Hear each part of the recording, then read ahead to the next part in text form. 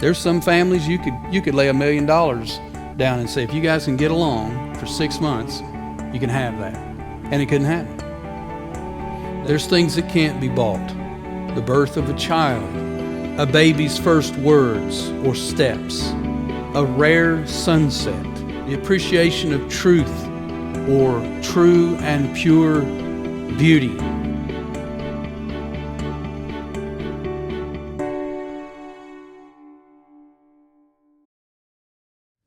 A while back, one of the credit card companies ran an ad campaign with the theme, "Some things are priceless, but for everything else, there's such and such." And of course, I wouldn't be promoting credit cards, but I will say this, they're right. Some things are priceless.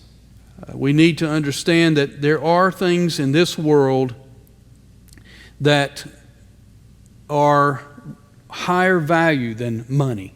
They cannot be purchased. We might say that saying is half right. We might value money, prestige, experience. The younger generation tends to value experience over money. We've seen in that generation, not to be hard on them, because every generation's got its sins and blindnesses, but it's for those who are from the Xers or boomers, the idea that experience would be worth more than money or position seems strange. The younger generation tends to want the experience. That's why many of them will not own a home. They will go without owning a car. They'll ride an electric bicycle or something like that. Many things are beyond the scope of material things. And again, the younger generation would say, well, yeah, that's true, experience.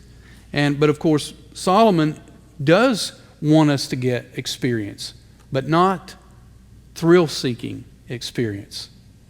He wants us to get experience with God, experience that changes our character and that makes us wise in the things of God. There's things that can't be bought. The birth of a child, a baby's first words or steps, a rare sunset, the appreciation of truth or true and pure beauty, unity in a family. There's some families you could lay $1 million down and say, if you guys can get along for 6 months, you can have that. And it couldn't happen. They would fight over the money. Or the forgiveness of sins, just to name a few. You can't buy these things. Scripture tells us that wisdom is priceless.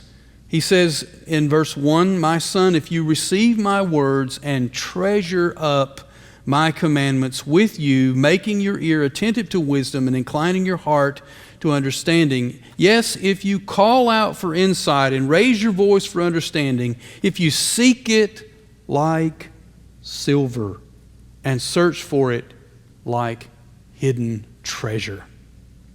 Money can buy education, but it cannot buy wisdom. One of the churches I pastored, one of the deacons referred to a gentleman that had been a member of the church many years before and apparently had taught Sunday school and all that, and I don't know, apparently he had a doctorate or something. I didn't know the fellow, I never met him, but people talked about him a lot. So it's like he was in the church, but he really wasn't in the church. He had already moved on. And this particular deacon said, well, he was educated beyond his intelligence. You ever heard that before? Anybody? You've heard that? That's not new? Okay. Well, it was new to me at the time. And I thought, wow, boy, that makes so much sense. I think the universities are filled with that. They're educated beyond their intelligence. You can buy education, but you can't buy wisdom. You can get a lot of degrees and letters after your name and sheepskin to hang on the wall, but that doesn't mean you're wise. There are some of the wisest people in the world who don't have any of those things hanging on their walls. Just education, we need to be careful. Formal education does not, in the Bible especially, and in the spiritual life, does not equal spiritual wisdom. They're not the same. Now, a good education can help us become a wise person if we're willing, as he has said, like we saw last week, to receive instruction and be changed by the truth. But not just because we have a lot of facts or letters behind our names. That doesn't change a thing, really. Wisdom begins with the fear of God. We saw that in chapter 1, verse 7, because God is the true giver of it. To have wisdom, we must value it, treasure it, search and mine for it like buried treasure or jewels. True wisdom must be prized by us, but it cannot be purchased, even at great cost. This is something that I think we have taught many of the younger generation, although there is a deficit of young men going to college anymore or getting higher education, and a super high rate for young girls now. We've taught, by and large, as a culture, we may have over-taught the importance of a good education. But we have not taught children to seek wisdom. We've taught them to get college degrees because if you get a college degree, you can make more money. And the truth is, not always. There are many who have a good living that do not have a bachelor's degree or master's degree or any of that stuff. But they know what they're doing and they do a good job and they make a good way for themselves and their families. It's a lie. A lot of that's a lie. We need to teach our children to want wisdom. But the only way that happens is it begins with us. Do we treasure wisdom?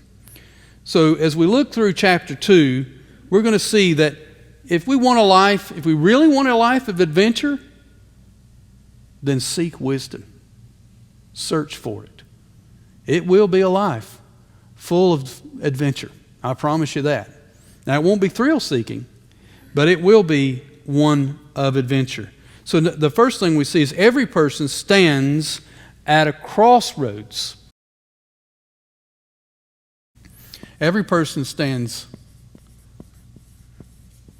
at a crossroad.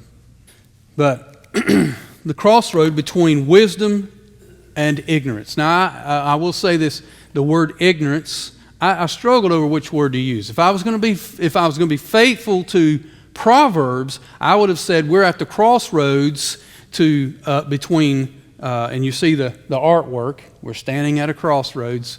If I was going to be true, I'd say the crossroads between wisdom and foolishness.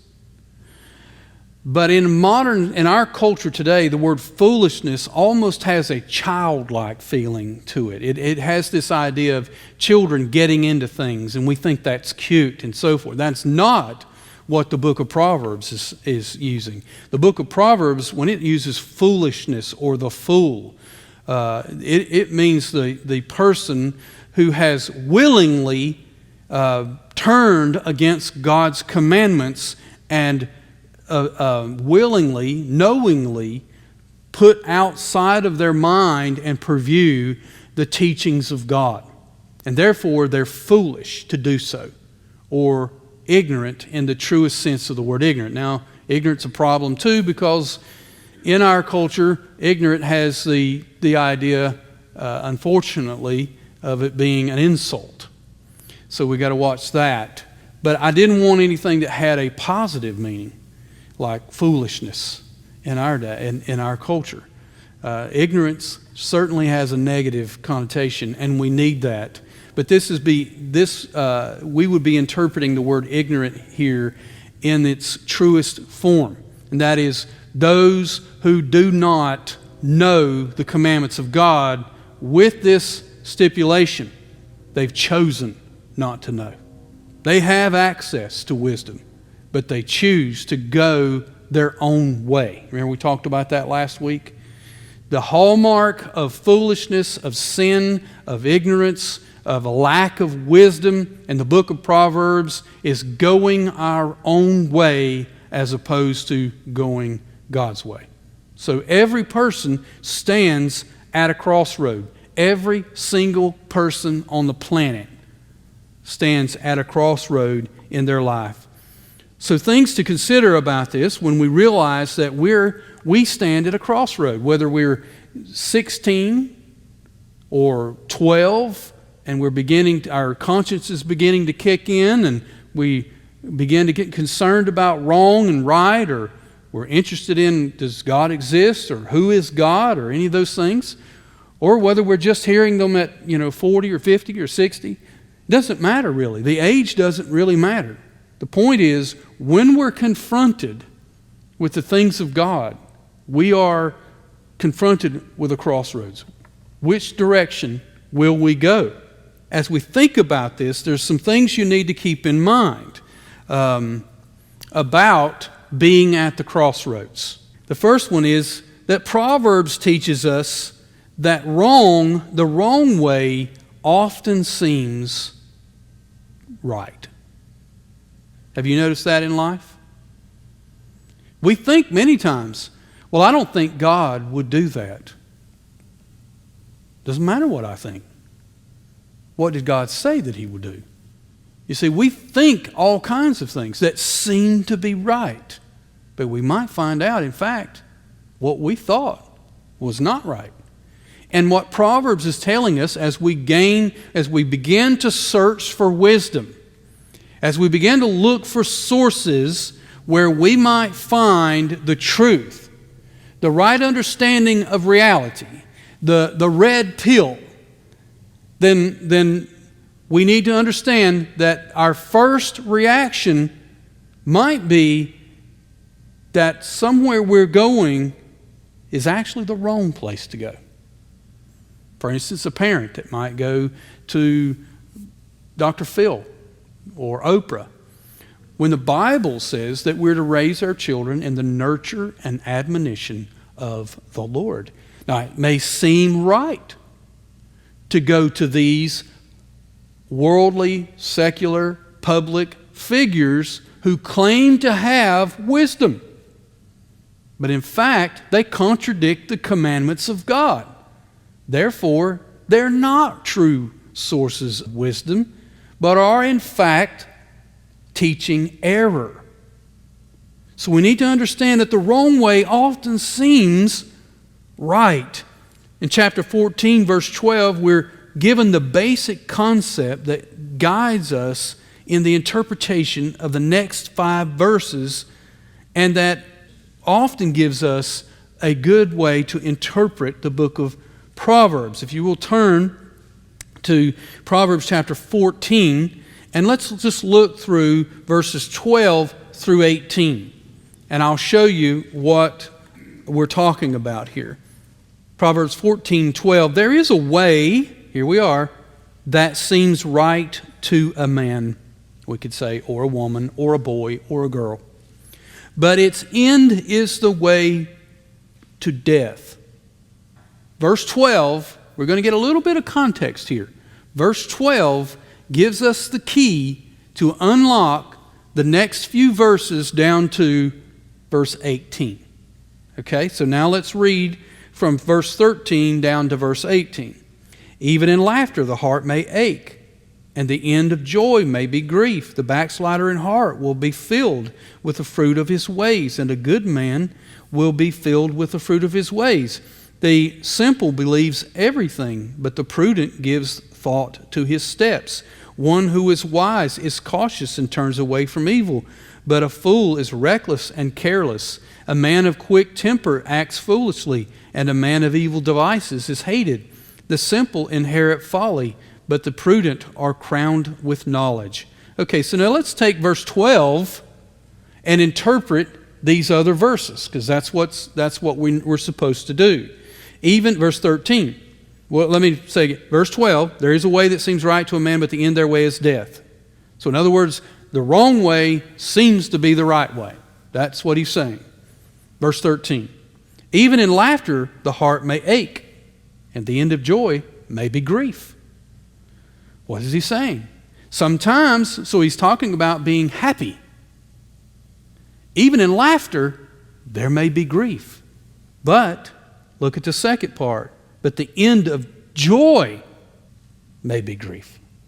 So what he's saying is, just because someone is happy and having a good time and laughing does not mean they're not hurting. So you see, don't make these kinds of assumptions. What may seem right is actually wrong, or what seems wrong is actually right. Verse 14, the backslider in heart will be filled with the fruit of his own ways. Now, what is his own way? The way that he thought was right. Verse 12, there is a way that seems right to a man, but the end thereof is death. Verse 14, the backslider in heart will be filled with the fruit of his own way. So in other words, this is the guy, this is the gal that says, I don't need God. I got this. There's no such thing as God. You make your own way in the world. Seems right. And there may even be times in this life where some Christian dies young or early and they feel like their way has been confirmed. You see, God didn't help them. If God was real, why wouldn't he deliver so-and-so from cancer or the car accident or whatever? Seems to confirm that God doesn't exist or that God doesn't care. But see, that'd be false. That's a false assumption. And so we could carry that all the way through chapter 14. The simple believes everything. Seems right to be accepting and kind. Have you met folks that, well, I'm a positive person, I just believe, Well, Proverbs says that's not real good. You need some discernment. So it may seem right, but it's not. One who is wise is cautious and turns away from evil. But a fool is reckless. He's reckless in what way? Is he reckless because he drives 85 and a 55? Well, yeah, but that's not what Solomon is talking about. He's reckless because he could care less as he travels through the world about the commandments of God, the holiness of God, the judgment of God, the consequences of disobeying God's reality. Some of them may not even be the commandments of God. It's just God has created a reality. Gravity. That's as much one of God's laws as the Ten Commandments.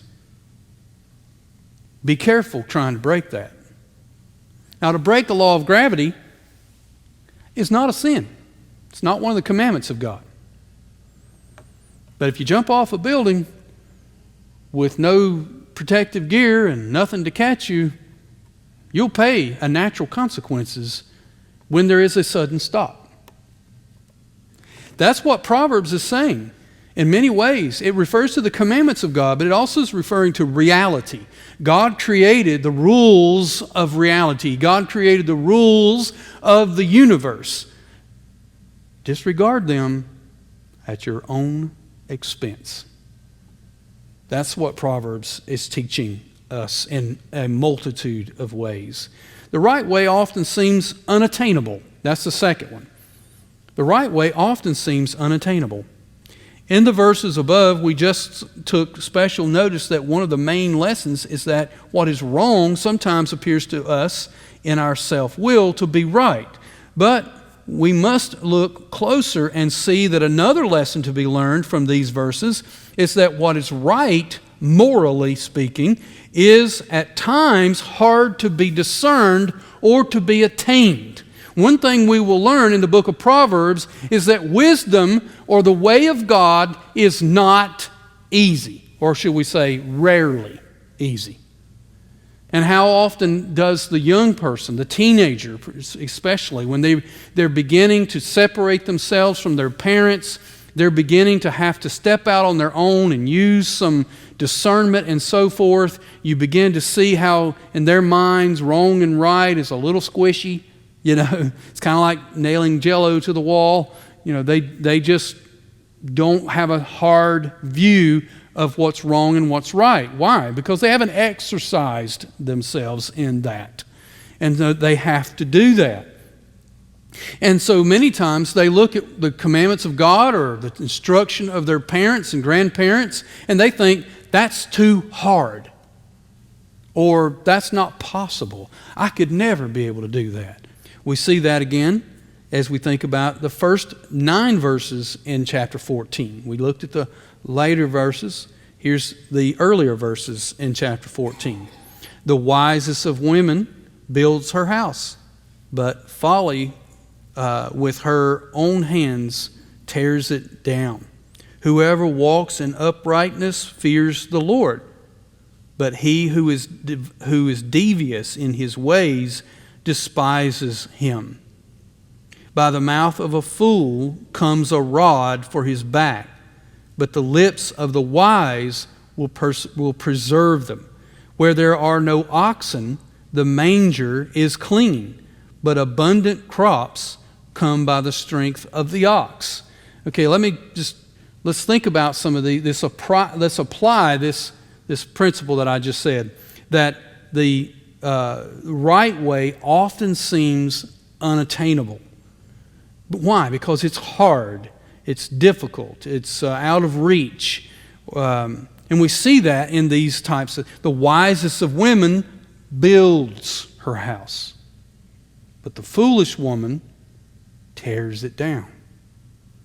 Now, which is easier, building or demolishing?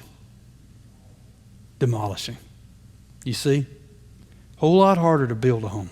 The right way often seems unattainable. How often does the hard-working, diligent, godly mother get tired, get discouraged, feel unappreciated? Does God care how much I do this every day? There's a million opportunities to quit, to give up, to choose another path. There it is, crossroads. And at those times, we need to be reminded that the wise woman builds her house, as the proverb says. Whoever walks in uprightness fears the Lord, but he who is devious in his ways despises him. What does a devious person, why is a person devious? They want something, but they don't want to follow the rules. They become devious because they want to get around the rules. They want to find another way. Maybe it's God's rules. Maybe it's their parents' rules or whatever. But the devious, he says, the upright follow the Lord and they fear the Lord.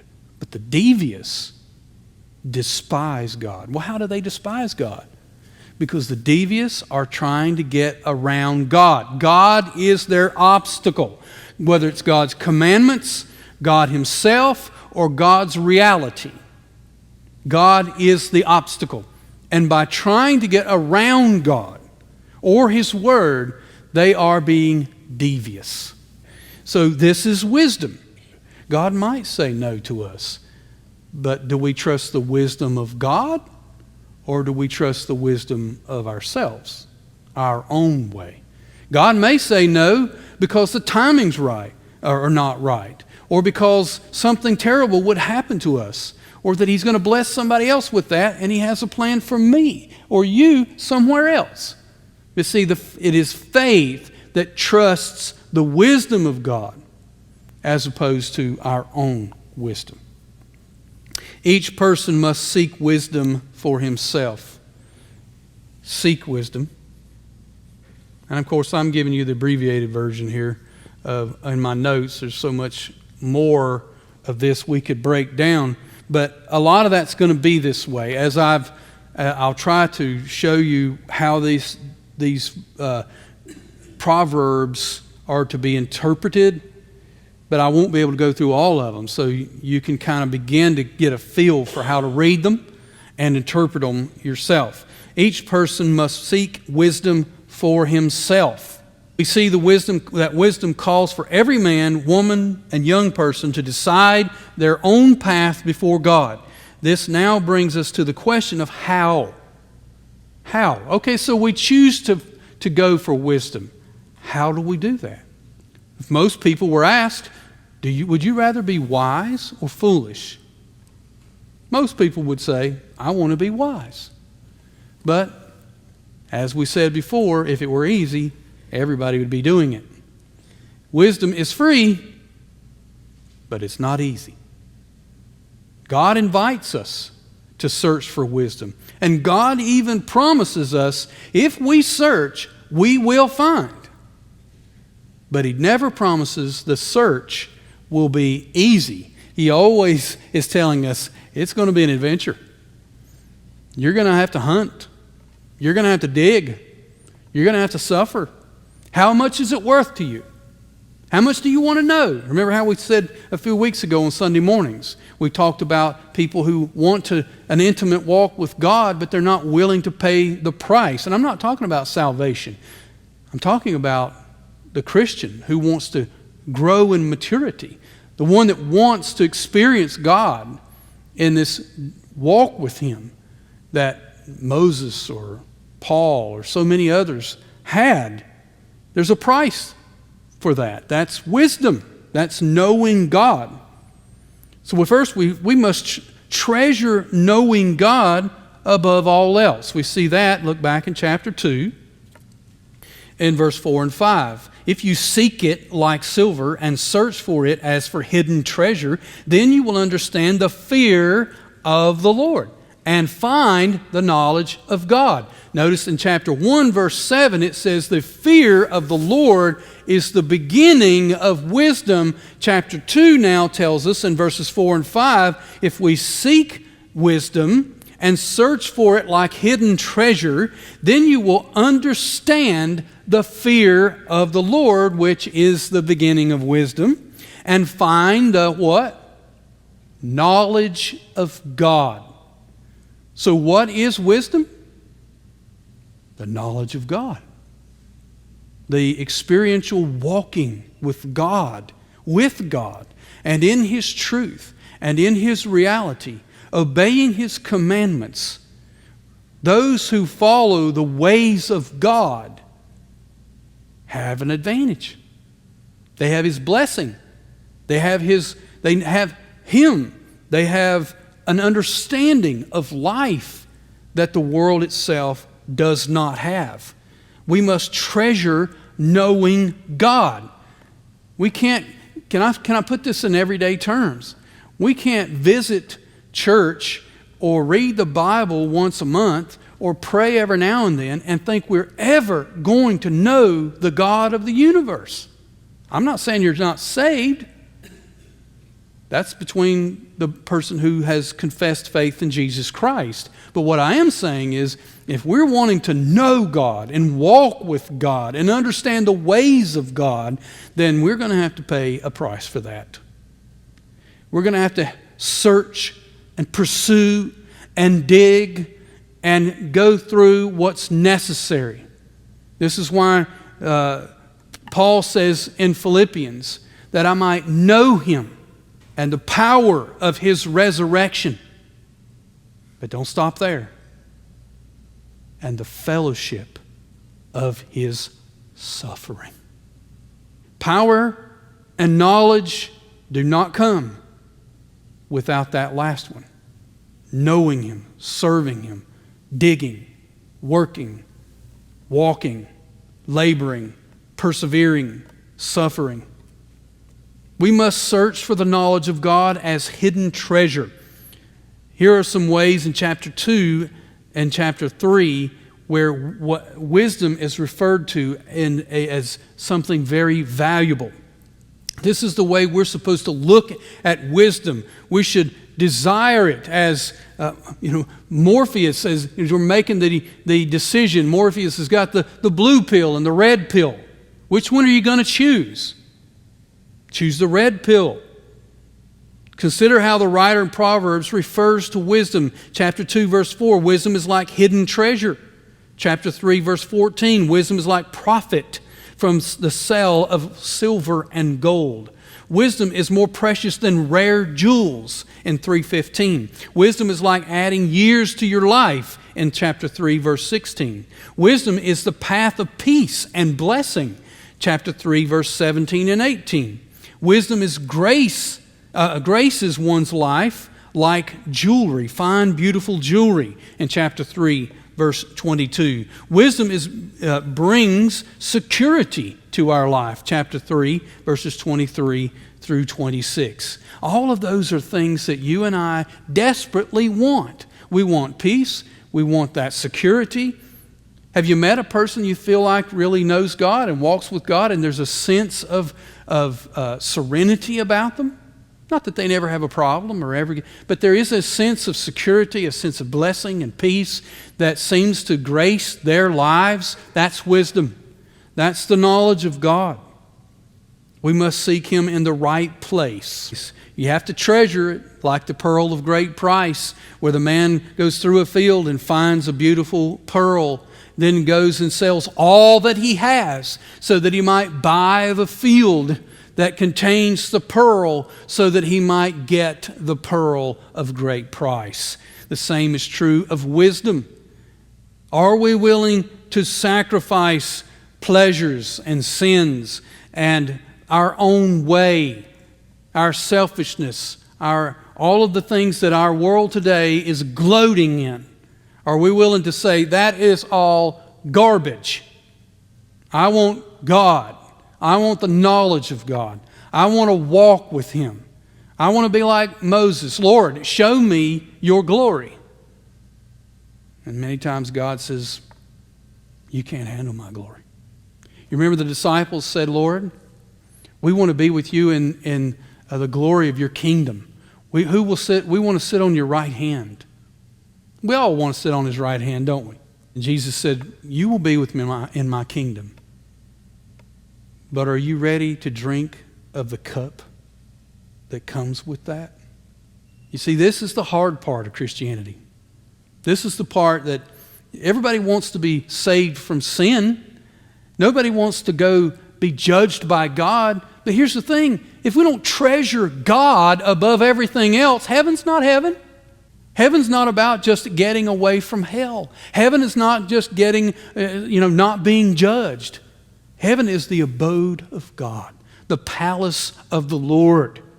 He's the center of everything. And everybody in heaven would have it no other way. They want God to be at the center. They want God to get all the glory. They love God. They can't get enough of God. Anybody that says, well, if you go to heaven, what are you going to do? I'm scared for that person. I know curiosity can get in there, and we do want to learn and so forth. But if you don't have any inkling of the importance of worshiping and knowing God, and that's what heaven is all about, that's a little scary. We must seek Him in the right place.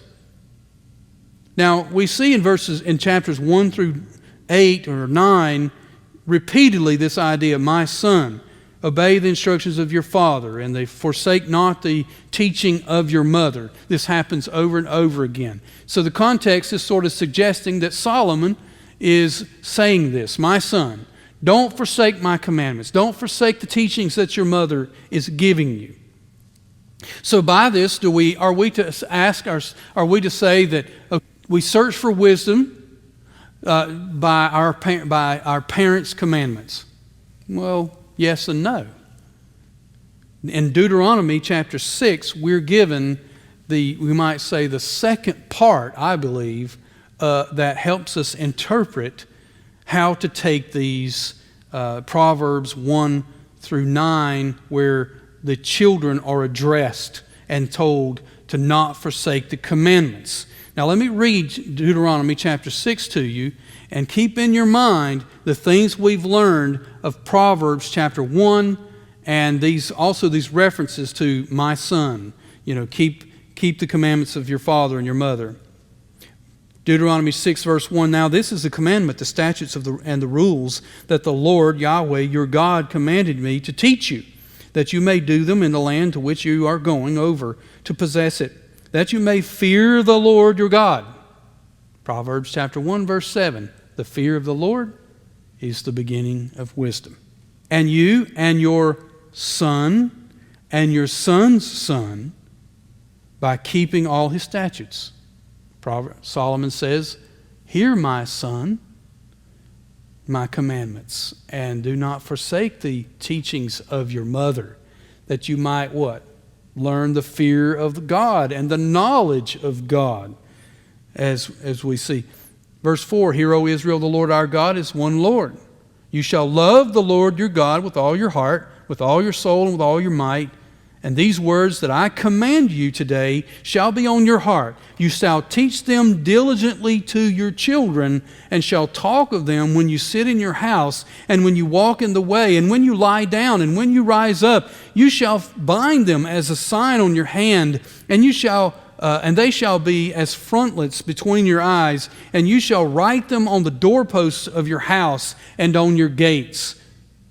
In other words, fathers, mothers, fill your house with my word. Talk about it over dinner, in the living room, in the playroom, in the family room, in the backyard, in the front yard. Nail it to the wall, frame it, put it on the screen. You can't get enough Bible in your children's lives. Verse 17, You shall diligently keep the commandments of the Lord your God and His testimonies and His statutes which He commanded you, and you shall do what is right and good in the sight of the Lord, that it may go well with you, and that you may go in and take possession of the land. Verse 20, When your sons ask you in time to come, what is the meaning of the testimonies of the statutes of the Lord? He says, you will tell them what God has done for you in Egypt. So what are these, my son? Do not forsake my commandment. Do not forsake. Well, they are the teachings that are going on in the home of the Word of God. It is Solomon and the sages, you might say, in the book of Proverbs, doing Deuteronomy chapter 6. So where is the source of wisdom? The Bible, the Scriptures. If we want to know God, we want to learn about God, we then need to learn the Scriptures. And then lastly, each person is successful to the extent that he or she pursues God's wisdom. We see that in chapter 2, verses 5 through 11. When you have sought it. Verse 5. Then you will understand the fear of the Lord and the knowledge of God. For the Lord gives wisdom. From His mouth comes knowledge and understanding. James told us, if any man lacks wisdom, let him ask of God that gives to all men freely, liberally, abundantly, without reviling them. He stores up sound wisdom for the upright. He is a shield to those who walk in integrity, guarding the paths of justice and watching over the way of the saints. Then you will understand righteousness. Then you will want discernment? Here it is. Then you will understand righteousness and justice and equity and every good path, for wisdom will come into your heart, and knowledge will be pleasant to your soul. Discretion will watch over you. Understanding will guard you. That's it. There's wisdom. But notice, we are given wisdom, discernment, discretion, all of those things to the extent to which we are willing to commit ourselves to the search. God will grant us more and more knowledge of Himself the more we pursue Him. But when we think that we have had our fill or we have enough, we're right. God will not give us anymore. This guides us in the life of adventure, and that is the pursuit of God, the pursuit of wisdom, of true knowledge, the understanding of reality, the understanding of right and wrong and good and bad, discernment. Every person is at a crossroads. Every person has to decide, will I be a fool in this life or will I be wise? Each person must seek wisdom. There's no other way to get it.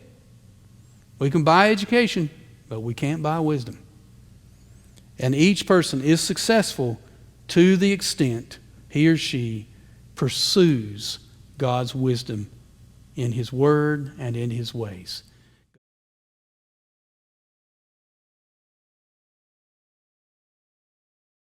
Hey guys, thanks for tuning in to our latest video. Go ahead and click that little thumb so you can like that video, as well as on the bottom right hand corner, click that little bell to subscribe and receive notifications. Thank you again so much for tuning in, supporting our video ministry here at Coggins Church.